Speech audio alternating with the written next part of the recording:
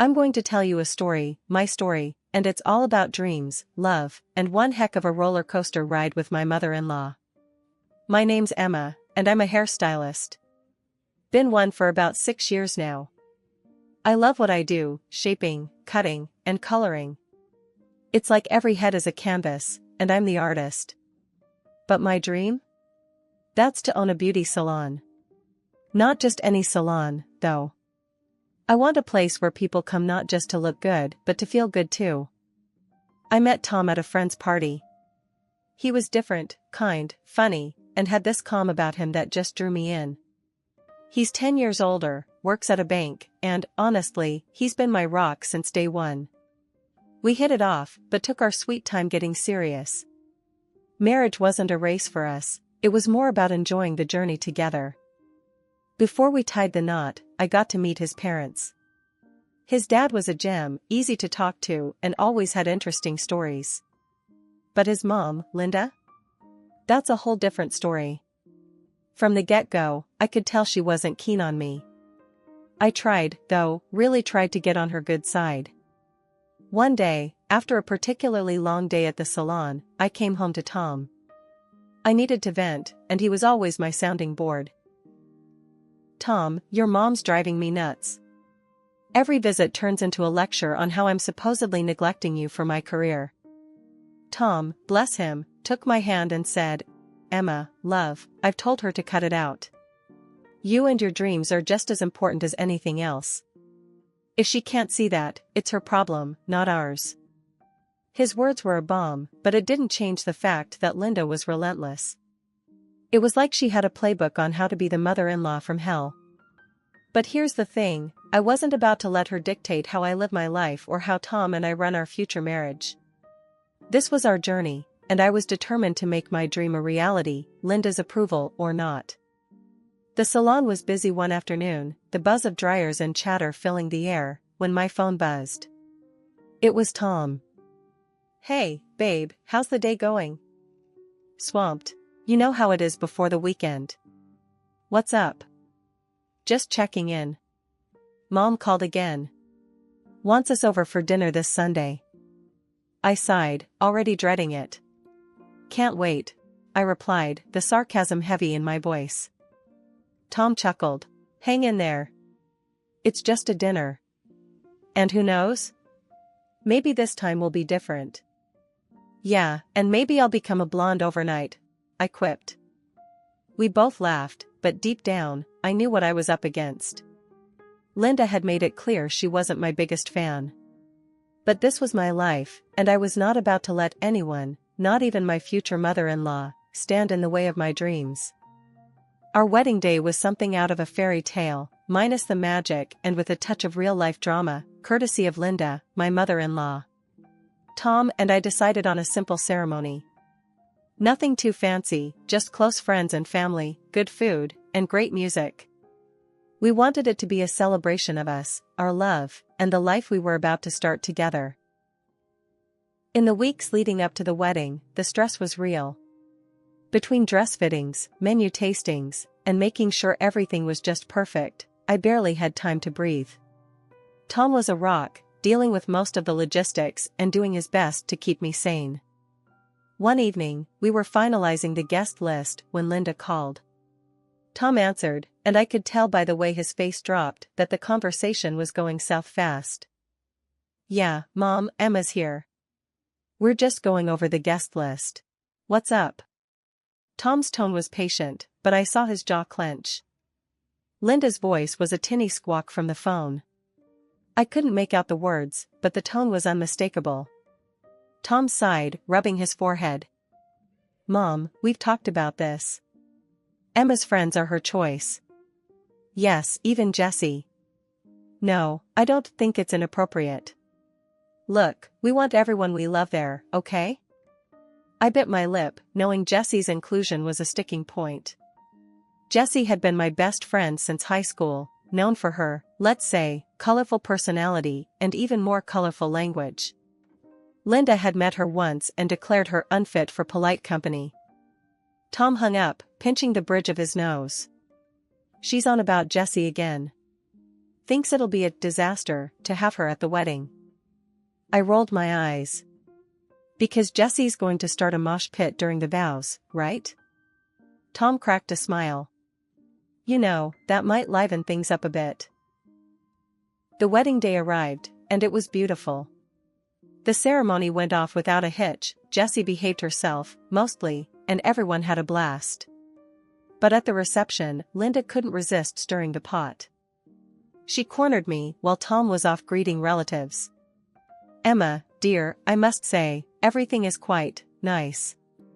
Though I'm surprised you went with such an eclectic mix of guests. I forced a smile, trying to keep the peace. We wanted everyone important to us here, Linda. It means a lot that they could all come. Linda hummed, eyeing Jessie, who was tearing up the dance floor. Yes, well, I suppose it's too late to change anything now. Just remember, dear, you're a part of our family now. It's important to maintain a certain standard. The warning was clear, and I nodded, excusing myself as politely as I could. Tom found me a few moments later, his brow furrowed. Everything okay? You look like you just went 10 rounds with a blender. I sighed, leaning into his side. Your mom. She's just a lot. Tom kissed the top of my head, wrapping an arm around my waist. I know. But hey, we're married now. It's you and me against the world, remember?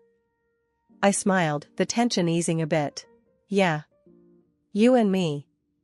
The rest of the night went smoothly, and despite Linda's best efforts, nothing could dampen our spirits. We danced, laughed, and celebrated our love surrounded by those who mattered most. A couple of months into our marriage, I figured it was time to extend an olive branch to Linda. Despite the wedding drama, I wanted to make peace, or at least try. I decided to bake a pie, apple, Linda's favorite, or so Tom claimed. I'm no chef, but I can follow a recipe like a champ when I put my mind to it. The kitchen was a disaster by the time I finished, flour everywhere, apple peels on the floor, but the pie? It looked pretty darn good, if I do say so myself. Tom wandered in, eyebrows raised at the mess. Babe, did a flour bomb go off in here? I laughed, wiping my hands on a dish towel. Very funny.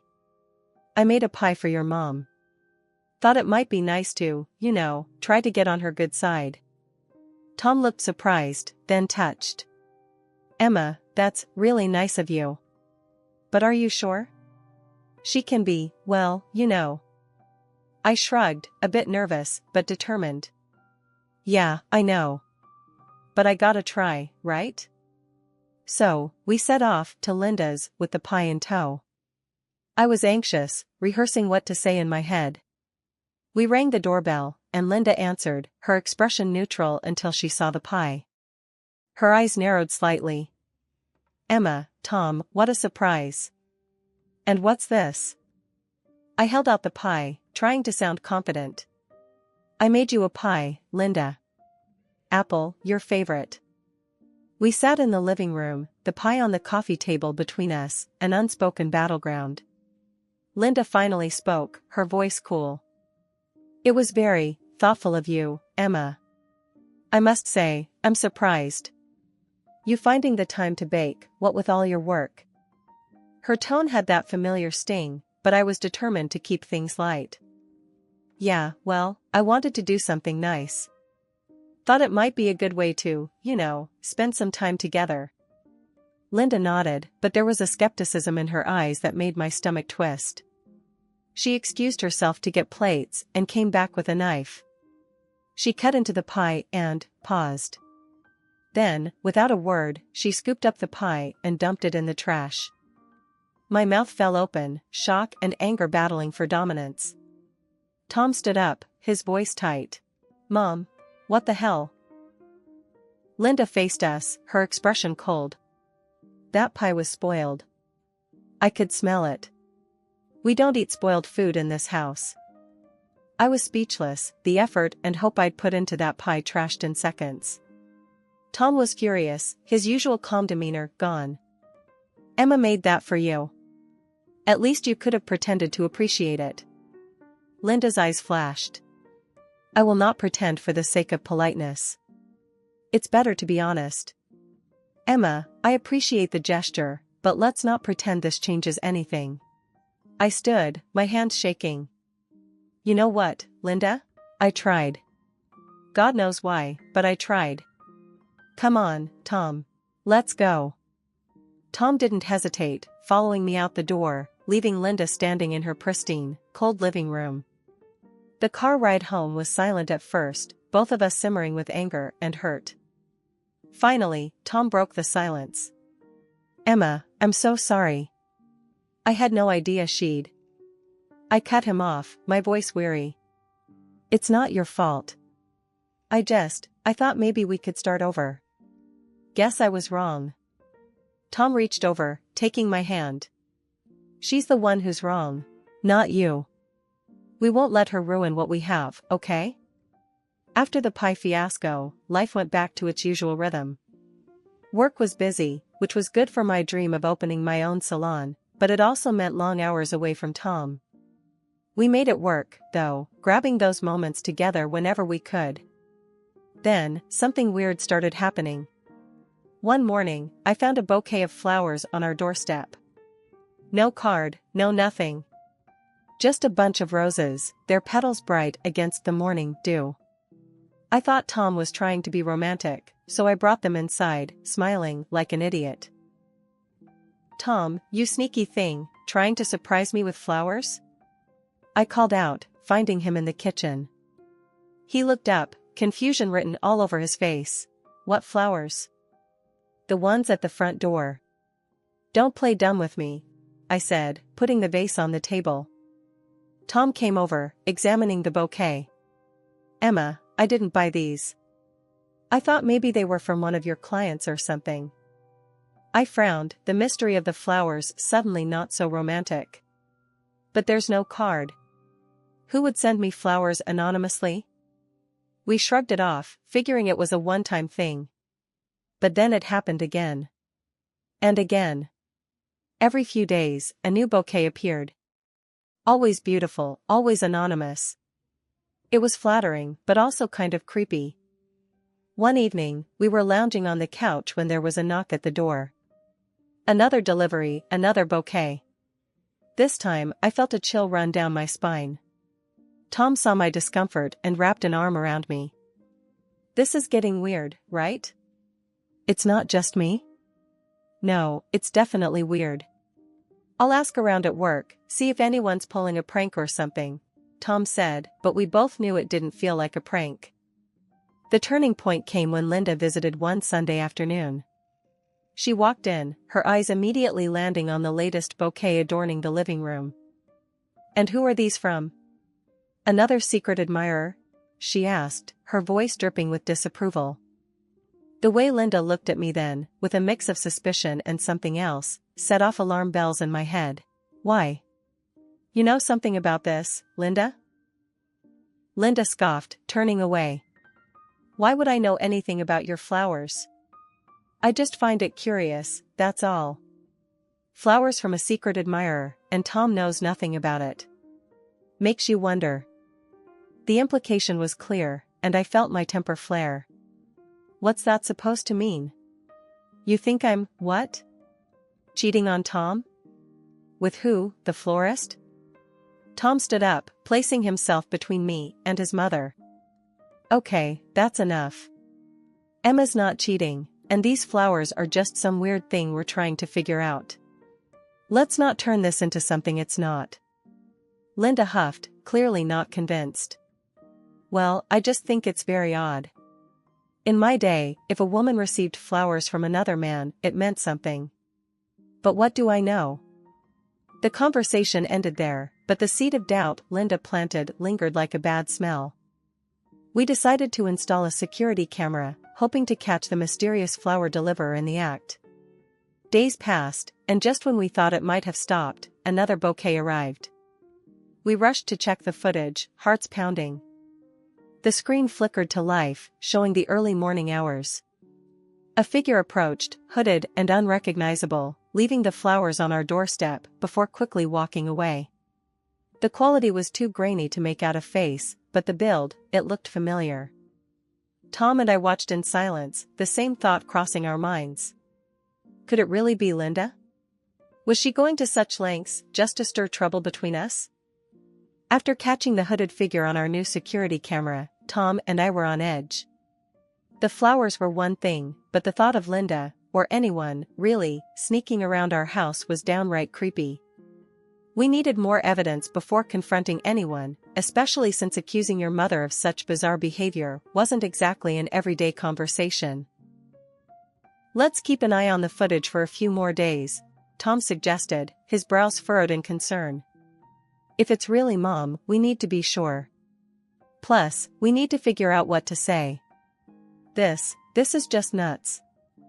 I nodded, feeling a mix of anxiety and anger. Yeah, but what's the end game here? If it is Linda, what's she trying to do? Scare me? Break us up? Tom sighed, running a hand through his hair. I don't know, Em. But we'll handle it, together. Okay? Okay, I agreed, though the pit in my stomach grew heavier with each passing day. The flowers kept coming, and each bouquet felt more like a taunt than the last. We reviewed the camera footage daily, but the hooded figure was careful, never revealing their face. It was maddening. Then, one afternoon, I was at work when I got a call from Tom. He sounded more excited than I'd heard him in days. Emma, you're not going to believe this. I was reviewing the footage from this morning, and guess who showed up? Who? I asked, my heart racing. Mom. Clear as day. She took off her hood this time. Looked right at the camera, can you believe it? I took a deep breath, trying to process the information. What do we do now? Confront her? Yeah, it's time. I'll call her, ask her to come over. We need answers, Emma. The conversation with Linda was going to be difficult, to say the least. I dreaded it, but the mystery of the flowers had to be resolved. When Linda arrived that evening, the air was thick with tension. Tom and I sat her down, the latest bouquet sitting between us like evidence in a trial. Mom, we need to talk about these, Tom started, gesturing to the flowers. Linda looked from the bouquet to us, her expression unreadable. What about them? We know you've been sending them, Linda. We saw you on the camera, I said, trying to keep my voice steady. For a moment, Linda was silent, then she let out a sigh. All right, I sent them. But you have to understand, I was just trying to protect my son. Tom and I exchanged bewildered glances. Protect me? From what? Tom asked, confusion lacing his words. Linda's gaze shifted, avoiding eye contact. From making a mistake. I thought if Emma received flowers from another man, it would. I don't know, open your eyes. My jaw dropped. You thought I'd cheat on Tom? And that sending flowers would prove it? It was foolish, I see that now, Linda admitted, though her tone lacked genuine remorse. I just don't want you to end up like me, trapped in a loveless marriage. Tom's voice rose, a rare edge of anger cutting through. So you sabotage our relationship? How does that make any sense? The silence that followed was heavy. Tom and I were speechless, trying to digest the twisted logic that had driven Linda to such extremes. Finally, Tom spoke, his voice calm but firm. Mom, what you did was wrong. You don't get to decide who's right for me. Emma and I are happy, and nothing you do will change that. The conversation escalated quickly from there. In the end, the air between us and Linda colder than ever. Linda's actions had crossed a line, one that couldn't easily be erased. So, Tom and I made a tough decision. We stopped communicating with her, cutting off ties to protect our peace. It was a hard choice, especially for Tom, but necessary. So there we were, me and Tom, with a little one on the way. I was over the moon, floating on cloud 9, and thought, hey, why not share the joy with Linda? Maybe, just maybe, this news would be the bridge to mend things, right? I called her, heart thumping like it's trying to break free. Linda, you're gonna be a grandma. I spilled it, all giddy-like. There's a pause, and then, really? Oh, Emma, that's wonderful. She sounded genuinely chuffed, which had me thinking, alright, maybe things are turning a corner. She's keen on celebrating, so we chose this cozy little spot downtown, nothing too flashy. The nights went smooth, food's great, and Linda's played nice, which is a rare sight. I was sipping on my apple juice, staying on the straight and narrow for the bub, when out of nowhere, the room started to spin. I thought, what in the heck? 'Cause all I've had is juice. I said it out loud. I feel dizzy, like I've knocked back a few. Hoping it's just me being paranoid. But Linda, oh, she jumps on it like a cat on a mouse. Drinking while pregnant? Emma, that's just reckless. Tom's face fell. He grabbed my glass, sniffed it, and his eyes go wide. This ain't just juice. We called the waiter over, asked him to check the cameras, 'cause something's fishy. The footage? Clear as day. Linda spiked something into my drink while we were out. The row that followed was epic. Tom was fuming, I turned rather red, and Linda? She tried to spin some yarn about teaching me a lesson. That's it. I told Tom. I can't do this no more. She's out. Tom nodded, all serious. Yeah, no more. This is the last straw. We cut ties, for real this time. No more chances, no more, let's fix things. It was tough on Tom, but we had our little one to think about. We were done playing Linda's twisted games. Life's been a roller coaster, you know? Right when my little boy Jamie came into this world, we had to say goodbye to my father-in-law. It was a mess of happy tears for Jamie and sad ones for George. Then, out of nowhere, Linda, who's always been like a thorn in my side, calls up. She's all soft and sniffly, wanting to see Jamie. Guess losing George hit her hard. I thought, why not? Maybe it's time to smooth things over, for Jamie's sake. Alright, Linda.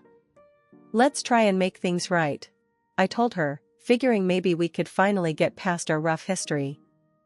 First time Linda met Jamie, it was like watching ice melt. She was all over him with toys and cuddles. Made me think, maybe, just maybe, we could be something like a normal family.